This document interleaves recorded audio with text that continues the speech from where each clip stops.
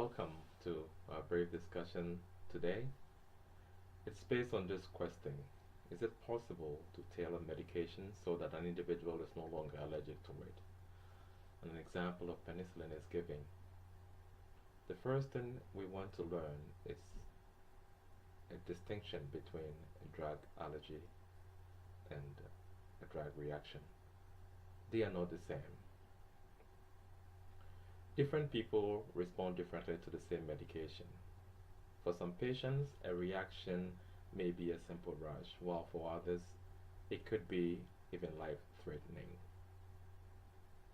According to the American Academy of Allergy, Asthma, and Immunology, only about 5% to 10% of drug reactions are due to allergy.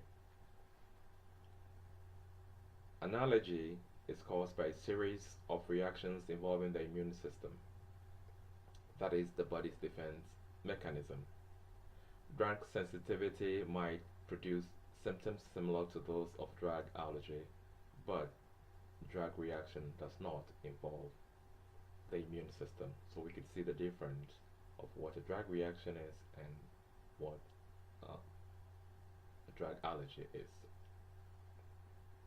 Penicillin and related antibiotics are among the common allergy causing drugs. So it's important that the individual who asked this question wanted to use penicillin. Traditionally, how do we treat allergies? Well, it's focused mainly on relieving symptoms and preventing severe reaction. Therefore, when we ask whether it's possible to treat individuals or to formulate medication in a way that is specific to one individual, I think that's very interesting. Is it possible? The answer is yes, and the reason is simply this. There is rapid advances in science and technology, and almost anything could be done. There seems to be endless possibilities in handling situations of different forms, especially when we talk about manipulating treatments and healthcare delivery. So in this discussion, we have two areas that we want to consider that are modern advances in science and technology.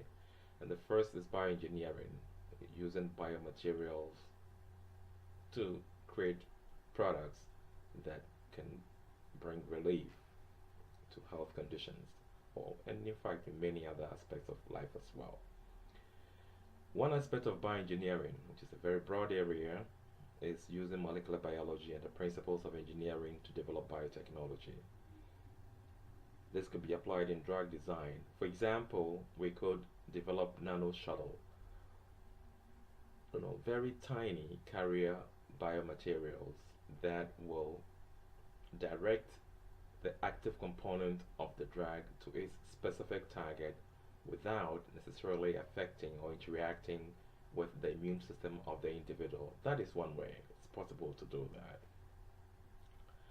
The other way is formulating medications that incorporate the anti-allergic component, such as antihistamine or cortisone. And we encourage individuals who are allergic to reactions to take these orally, since it has been found, it's proving that when drugs are taken orally or by mouth, they seem to minimize the prompt or the induction of allergy. So when you take medication by mouth, the chances of having a strong allergic response is minimized. So that's one way we could do that. Because when drugs are injected, they have access to the blood as quick as possible, and that is why they induce faster allergic response. The second aspect we want to talk about, still based on science and technology, is personalized or individualized medicine, also called precision medicine. Why is it called this way? The objective of personalized or precision medicine is to match treatment to an individual to the highest possible match. So you do the best you can to make sure that that individual's treatment is very specific to that person who is receiving the treatment as compared to other patients. Is it possible? Yes, it is. And how is this done? Well, this is based on our genome, our genetic makeup. Our genes are responsible for directing the way proteins are made in our body. An individual protein or a particular protein may play an important role in a series of reactions triggered by the medication we take. Drug allergic reaction involves a specific protein called immunoglobulin E or IgE, simply IgE. IgE will recognize harmless substances that enter the body, including medications, and induce a response which we see as allergy. So, what can we do about this? If we know the genome of an individual and we know the spectrum or the class of substances that this individual could be allergic to, then of course we could tailor the medication to that individual's need without inducing an allergic response. Because this approach involves the way medications work in our body and also our own body's genetic makeup, our genome, this approach of treatment is referred to as pharmacogenomics. The way drugs work and the way our genes function.